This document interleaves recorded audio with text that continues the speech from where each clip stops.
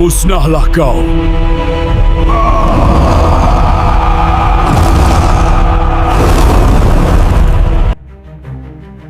Bayangkan suatu hari dunia berada dalam kekacauan besar.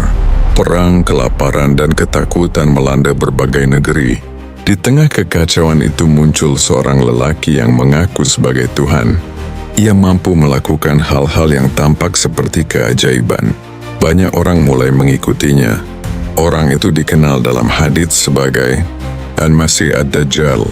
Rasulullah pernah bersabda bahwa fitnah Dajjal adalah fitnah terbesar sejak Nabi Adam hingga hari kiamat. Namun pertanyaan besar yang sering muncul adalah, apa yang akan terjadi setelah Dajjal muncul? Apakah dunia akan langsung berakhir?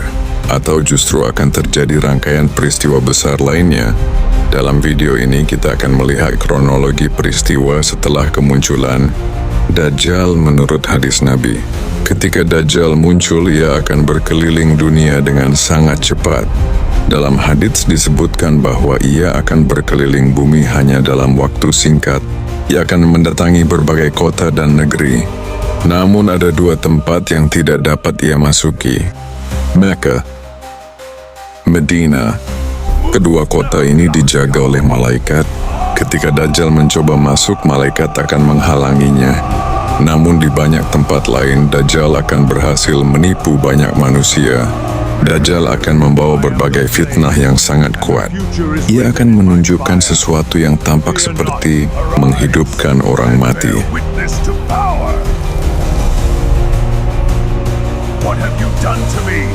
Ois menurunkan hujan.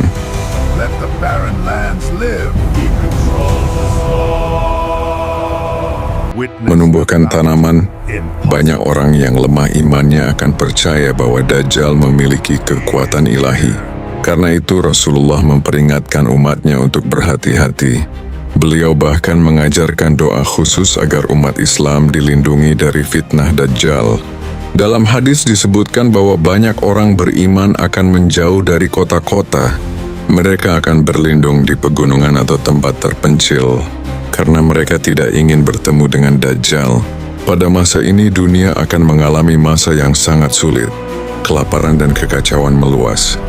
Beberapa riwayat menyebutkan bahwa wilayah Syam akan menjadi tempat penting dalam peristiwa ini. Salah satu kota yang sering disebut adalah Damaskus. Di kota inilah akan terjadi salah satu peristiwa paling penting dalam sejarah manusia. Peristiwa yang akan mengubah arah dunia. Ketika kekacauan mencapai puncaknya, Allah akan menurunkan seorang nabi besar, yaitu Isa. Dalam hadis disebutkan bahwa Nabi Isa akan turun di dekat sebuah menara putih di wilayah Damaskus. Beliau akan turun dengan dua malaikat. Saat itu kaum muslim sedang bersiap untuk salat. Pemimpin mereka akan mempersilahkan Nabi Isa menjadi imam. Namun Nabi Isa menolak dan meminta pemimpin kaum muslim tetap memimpin salat. Ini menunjukkan bahwa Nabi Isa datang sebagai pengikut syariat Nabi Muhammad. Setelah itu Nabi Isa akan memimpin kaum muslim untuk menghadapi Dajjal.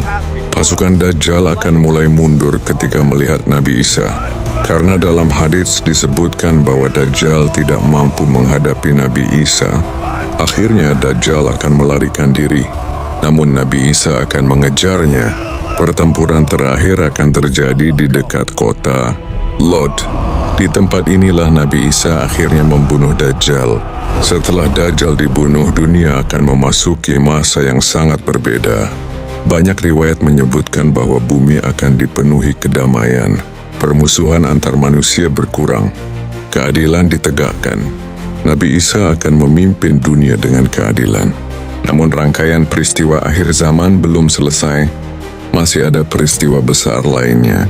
Setelah masa damai itu, dunia akan menghadapi ancaman lain, yaitu munculnya Yakjud dan Makjud. Mereka akan keluar dalam jumlah yang sangat besar, dan inilah yang menjadi salah satu tanda besar menjelang hari kiamat. Namun kisah itu adalah cerita lain yang sangat panjang. Kisah tentang Dajjal bukan hanya cerita menakutkan, tetapi juga peringatan bagi manusia agar menjaga iman. Karena fitnah Dajjal adalah ujian terbesar dalam sejarah manusia. Dan satu-satunya cara untuk selamat adalah dengan iman yang kuat dan mengikuti ajaran Nabi